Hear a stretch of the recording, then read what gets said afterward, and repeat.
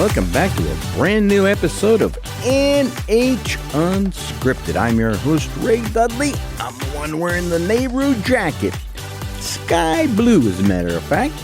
Also got my bell-bottom pants on and my platform shoes. Your job, you know what it is. Kick back on those water beds. Get that lava lamp going. Hey, do yourself a favor. Fire up a little incense while you're at it. We are coming to you from the YMCA-like digs of the WKXL studios in Concord. My God, I can smell the pool chlorine all the way over here. 1450 AM, 103.9 FM on those Sony Walkmans, 101.9 FM for the beautiful souls in Manchester. NHTalkRadio.com is our URL. Maybe I'll tell you a little bit more about what's going out there later.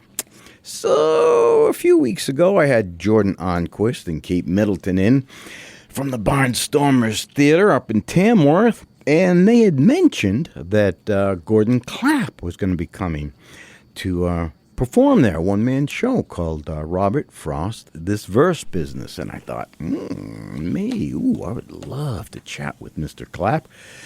And so, good morning, sir. Good morning. My sartorial state is not as splendid as yours, but I mean, we're on the radio, so that's not going to make a big difference. Correct. But, yeah, there's too many of these things going on Zoom, and there are all kinds of complications there. So I'm glad I'm glad they're just hearing us and not seeing me anyway. That's two of us, baby. That's two of us. Good. So, as an actor, can you tell me a little bit about what captivated? Why Robert Frost? Where did this idea come from? How long have you been doing it? And I'll rabbit hole from there. Yeah, this idea started to germinate when I was a sophomore in high school. Wow. So I had seen Robert Frost on a black and white television at the Kennedy inaugural, fumbling around with the poem that he'd written, and then bailing on that and reciting from memory The Gift outright, which was much more appropriate for the occasion. And I began looking at his poetry, and on my sophomore year, we were assigned a poem called Out Out. And it was about it's kind of a gruesome poem, but it was about a 15-year-old boy in the sticks in New Hampshire, losing his hand to a buzzsaw, and it kind of reverberated with me at age 15 in a small town in New Hampshire, and I started investigating Frost and finding some of his narrative poems sort of reverberated with me. A lot of the characters in the narrative poems were people that I had grown up with, and so I wrote papers in school and in college. I kept up with it, and when I was about in my mid-20s, I decided I read the biographies and learned a lot more about him and his New Hampshire background and his New England background and his some of the tragedies in his life. And I thought, I want to bring this guy to the stage. But it took me, about 30 years to get around to it. Okay. Yeah, I mean, I had other things going. I guess so. And, but in 2008, I turned on a video camera and I became Robert Frost for about 5 minutes. And I looked at it and I said, I think it's time. I think I can do this. I can get away with the older Frost, which is, what I had wanted to do. And I thought, okay, what do I do now? And serendipitously, this script just dropped into my hands through an old friend who had been reading plays for theater on Cape Cod, and he said, "I know you've been obsessed with Frost for a long time. I can hook you up with this playwright." And the rest is, 18 years of playing around with that script. And wow. Let's see, probably about 160 performances later, here we are. Seriously. And at the time, I was thinking, well, I won't be too old to play him for another 30 years, but it's down to about 10. Yeah, I'm in that market myself. I hear you. What's the most difficult part for you of doing this? Is it being alone on stage? Is it just the amount of lines? Is there something that happens during the show that is more impactful? What's happening here? The hardest thing for me is gearing up for it every time, because the last time I did this was out in San Diego in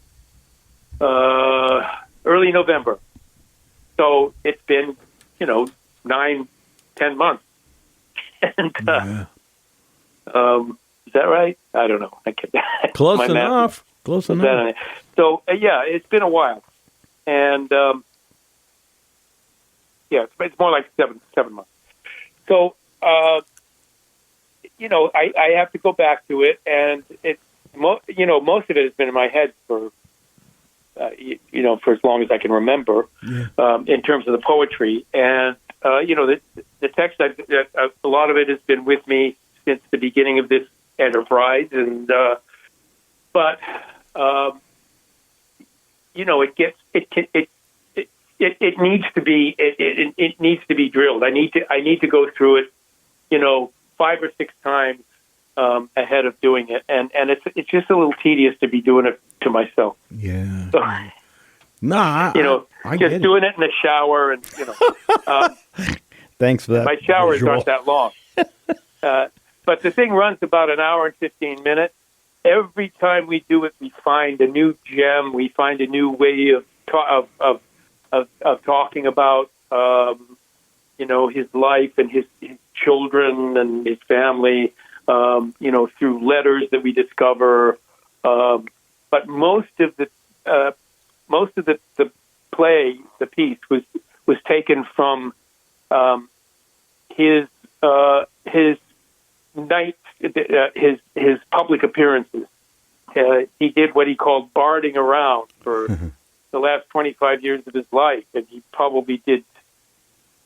I would say he did close to 100 a year. And he just would appear at an occasion and maybe make a reference to the occasion, but he would kind of talk off the cuff and talk about his process, talk about people that he knew, contemporaries, a little politics, and he was a very entertaining speaker. He was like a rock star poet on campus. He was. Wow. It was a command performance when Frost appeared on a campus in the especially in the 50s and 60s. He became very popular, and there's footage of him, speaking at some of these colleges, and young girls looking up and at this old wise man, and very funny man. Yeah, very witty. Gordon, how do I put this? So, as an entertainer, as somebody who's been around a long time and done a lot of theater, when you're all right, hang on there, Gordon. I'm going to drill down this baby. You are listening to NH Unscripted. I know you're happy to be out of bed today. Yes, sir. Yes, sir. We are coming to you from the Taj Mahal-like digs of the WKXL studios in Concord. My God, it is absolutely cavernous in here. 1450 AM, 103.9 FM on your Sony Walkmans. NHTalkRadio.com is our URL.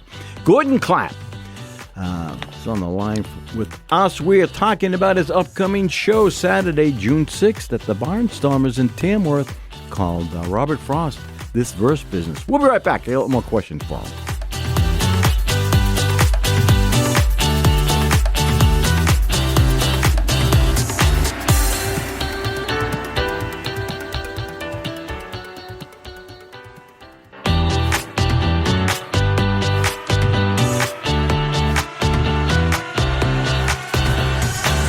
Welcome back to NH Unscripted. We are coming to you from the Hollywood Square-like digs of the WKXL studios in Concord. Love sitting in that center square myself. That's just kind of personal information. But 1450 AM, 103.9 FM on those transistor radios. 101.9 FM for the beautiful souls in Manchester. Gordon Clapp is on the line. He has an upcoming show Saturday, June 6th at the Barnstormers in Tamworth. Come on, you've heard me tell you before. Go out, have dinner, go see a play. It's that time of year in New Hampshire. I wanted to give a brief biography for Mr. Clapp here. It says that you have won an Emmy Award and a SAG Award. You've been in Chicago Fire. You've been in Damages. Everyone knows you from NYPD Blue.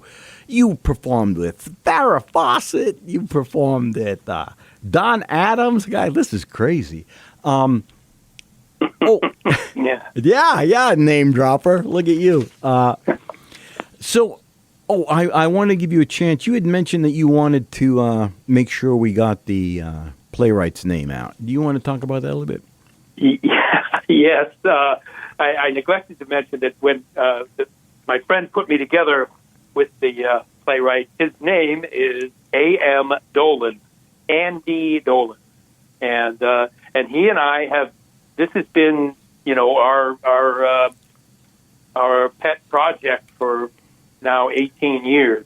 And I go out on stage and do it, and Andy does everything else, which is a lot. And he does all the booking, and he manages all the lights and everything, the setup. Every time we go there, we kind of have to ask, you have a podium and you have some farm stuff that we can have for the second part of the show. And so Andy handles all that stuff. And we're just booking night weekends now instead of a whole run at a regional theater. Yeah. And, one of our targets is Concord, New Hampshire. Yeah. Come on. So, let's figure out how to do that. Shouldn't be hard.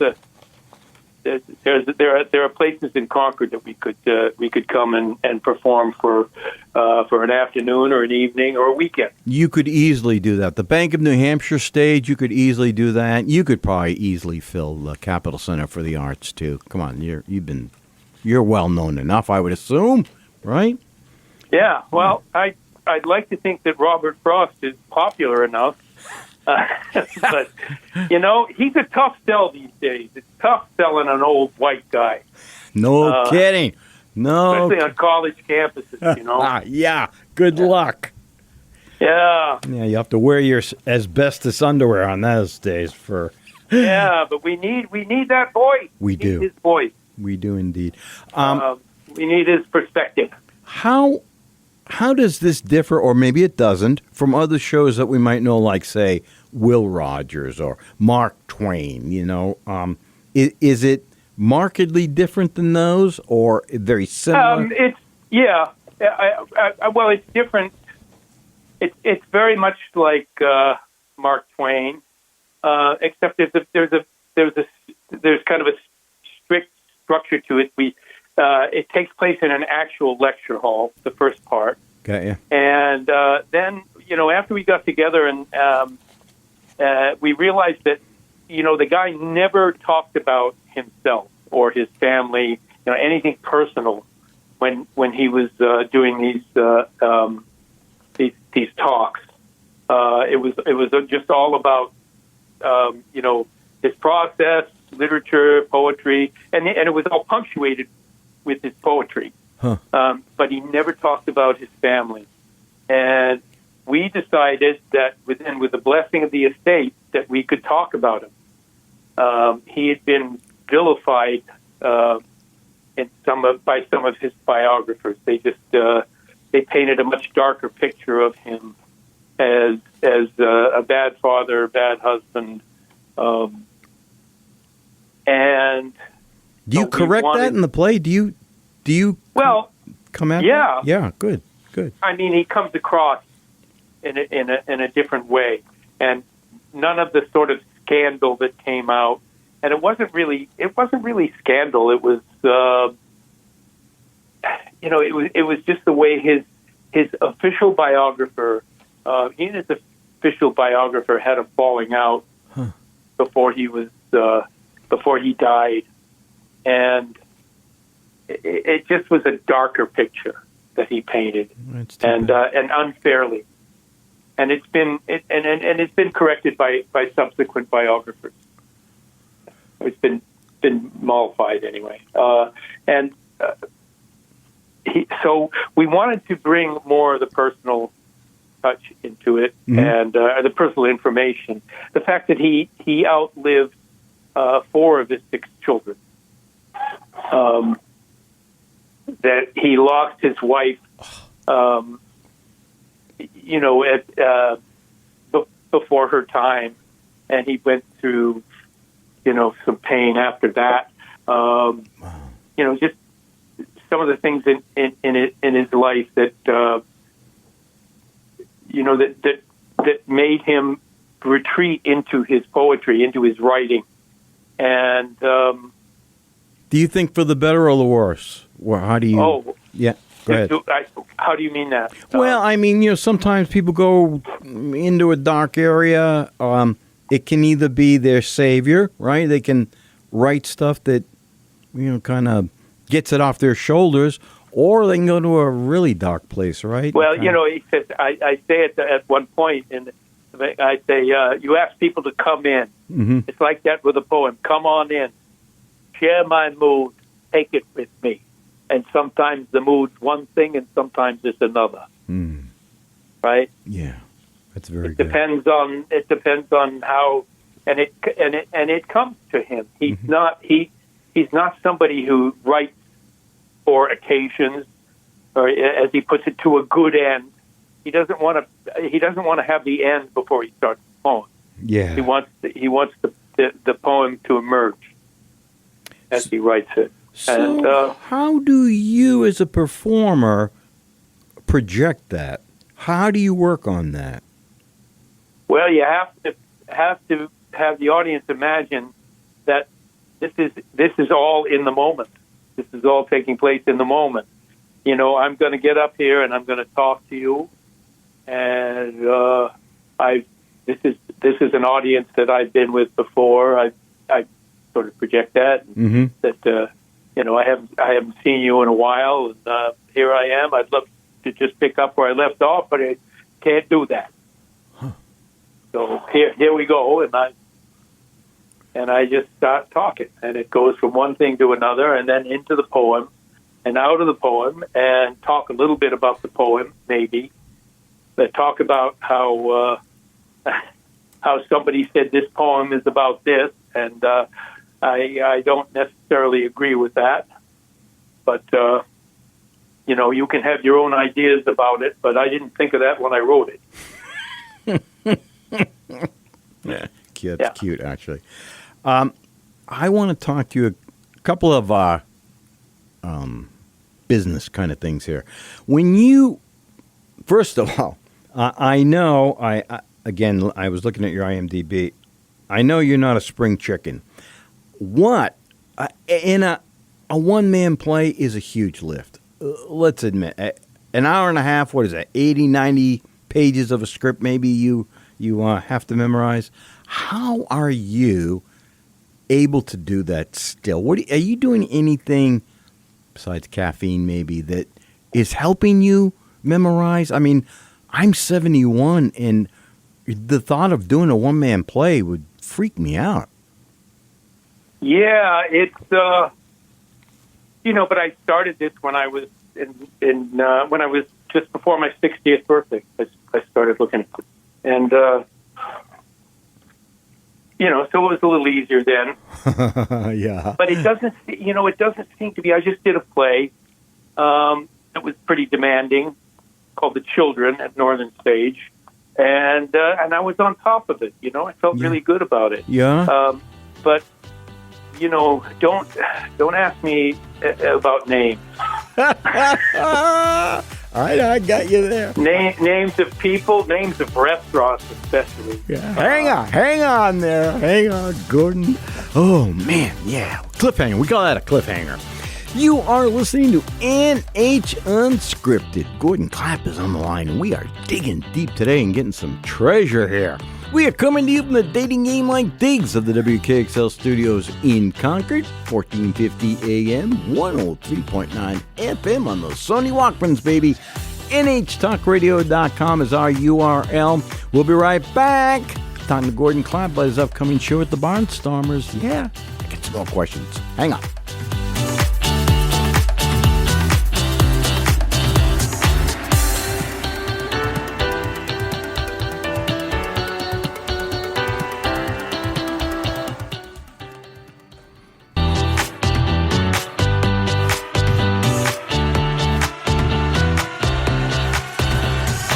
Welcome back to NH Unscripted, where we are just one toke over the line, sweet Jesus. We are coming here from the Dating Game Like Digs of the WKXL studios in Tanky, 1450 AM, 103.9 FM on the Sunny Walkmans, 101.9 FM for those beautiful, beautiful, beautiful souls in Manchester. Gordon Clapp is on the line with us, graciously giving us his time today. For those of you who don't know, and I don't know who that might be, but Mr. Clapp is very well known for his appearances on NYPD Blue. 12 years. 12 years, Gordon? That's a long time. 12 years. That's a long time to do anything in this industry, right? Yeah, and it's been 20 years since we went off the air. 21 years. Wow. Time flies, though, right? Come on. It's crazy. I'm still having dreams that I'm on the set doing my last Do you? episode. Yeah. And usually I'm late. That's what that's about. Those dreams they'll age you, baby. They will age you. Oh, yeah. Yeah. Gordon, can we talk a little bit about your past? You've done a lot. I just saw you performed opposite Atticus. I mean, Jeff Daniels in To Kill a Mockingbird. Yeah. How was that? Oh, it was. It was because of the legendary Kill a Mockingbird. Yeah. Because the material which was adapted by Aaron Sorkin, one of the great television and film writers. Yep. We have going. And because of the time and everything that had happened in this country during COVID, it was like a new production. I mean, the play had been going for, production had been going, I think, for over 2 years. Jeff was gone. Ed came in. Ed Harris came in, and I was about to go into the show with. Why do I do this every time? His name Greg Kinnear, right? Yes, Greg Kinnear was going to play Atticus, and I was going in. I was just about to move into my apartment in New York that they'd set up for me, And I got a call from stage management saying, we're going to postpone for a week because of this this disease that's going around, this bug that's going around. Wow. So a year and a half later, they called and said, okay, we're ready to start again. And Greg is not available right now, so Jeff is coming back.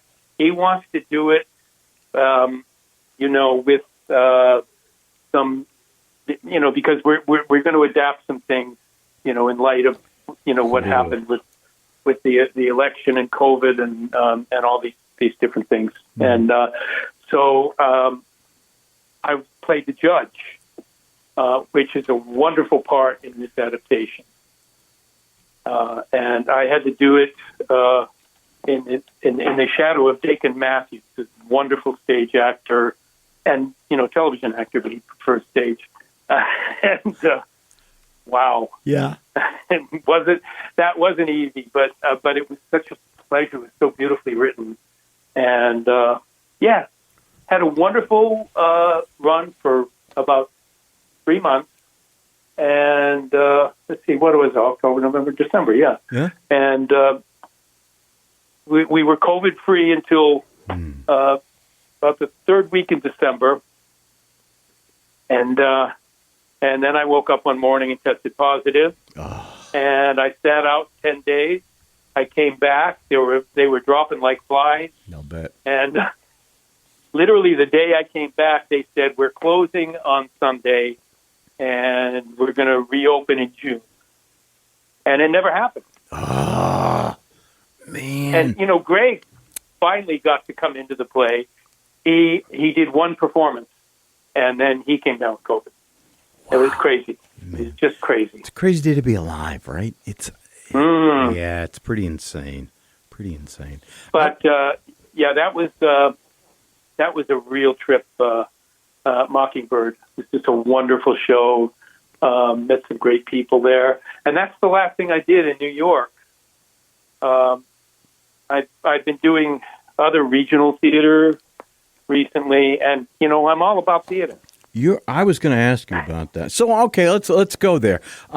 You've done a lot of TV, you've done film, and theater. You just mentioned that you love to do theater. Would you prefer to do theater? I mean, for folks who don't know, these are really separate worlds. Theater, stage is unlike film or TV in a lot of ways.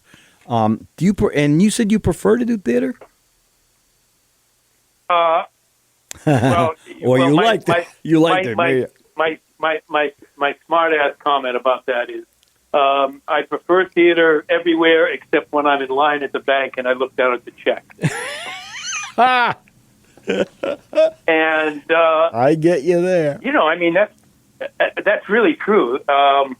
But the rewards are different with theater. I just feel I love the immediacy of the response. I don't have to wait for an editor to mess with with the work I've done, or a director or anybody, and and then look at it on a screen and go, well, that's disappointing. If I'm going to be disappointed, I want to be right there. I want the audience to tell me, that wasn't funny. Or that was hilarious. Yeah.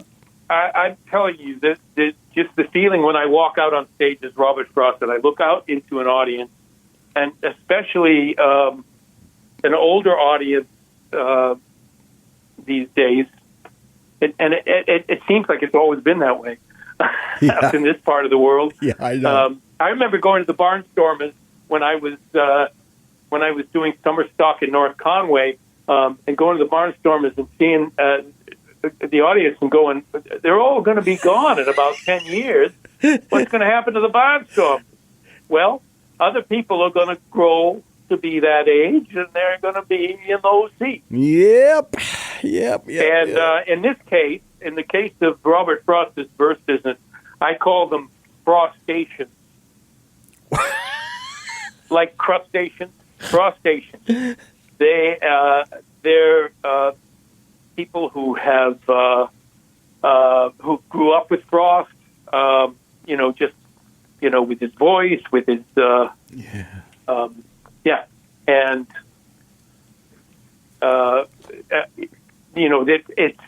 it's a wonderful audience that's, that's not going to be here forever. Yeah, no kidding. And so we're trying to pass this off to a new audience. Yep. And the younger people are responding as well, and I think they're getting to know him.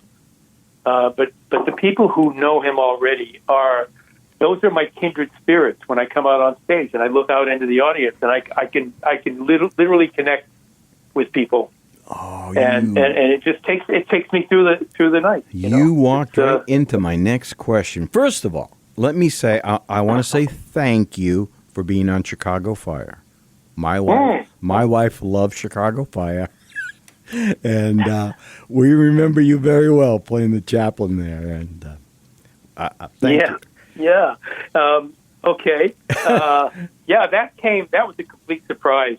I was minding my own business one night, and the phone rang, and I don't, I was going to ignore it because then it was my agent saying, "Are you doing anything tomorrow?" Jeez. I said, "Not so far. You tell me."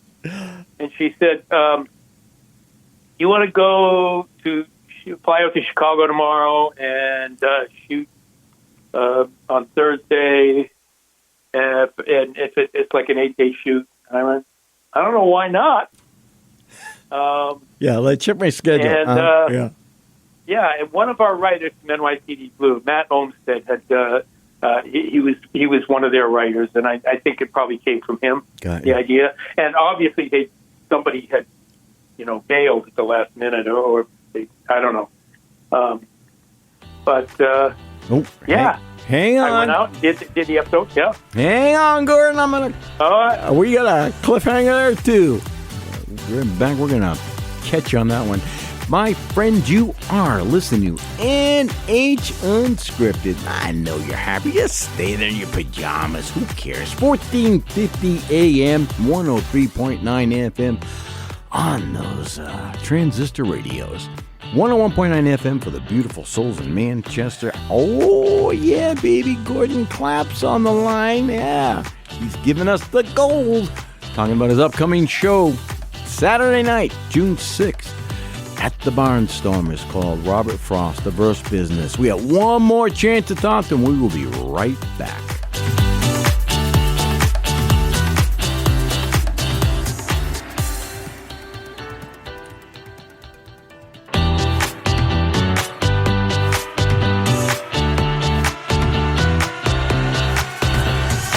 Welcome back to NH Unscripted.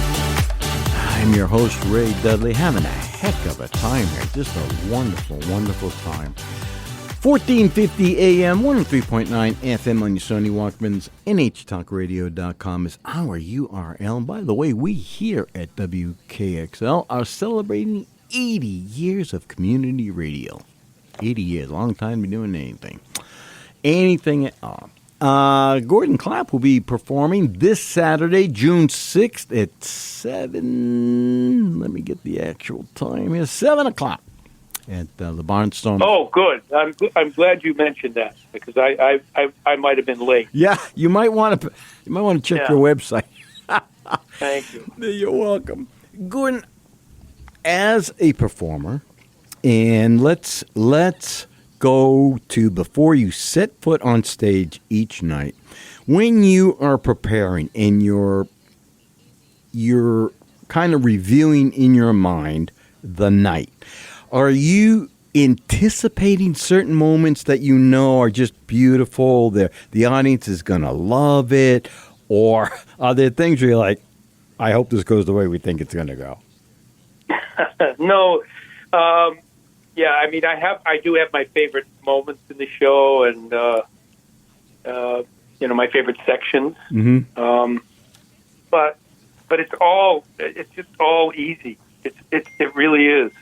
You said, well, how can you do that? It's just how can you do what is it, 70, 80 minutes of dialogue. Yeah. Of monologue. Really. Yeah. Monologue. Exactly and, right. And some of them I'm playing both characters. My hat's off. Some of one of the narrative poems I played both characters. Yeah. Wow. So do you get nervous at all when because I've done a one-man show, and until maybe not even 60 seconds in, you can kind of tell if you grab the audience or not. You agree with that? Yeah. It takes me a few minutes. I don't want to jump to conclusions with anything that if a laugh is missing or something like that. Yeah. But I can usually tell if it's going to be a really with it audience. That they're responding to the material, to the character. Yeah, rather than have to grind it out. Yeah. Right. Yeah. Are there parts that people really come away with just loving so much? I mean, I'm sure they love the whole night, but yeah. I mean, so when I say, shall I, let me say Birches. That's one of the favorites. That's one of the ones that you can hear kind of a sigh from the audience, a collective sigh. So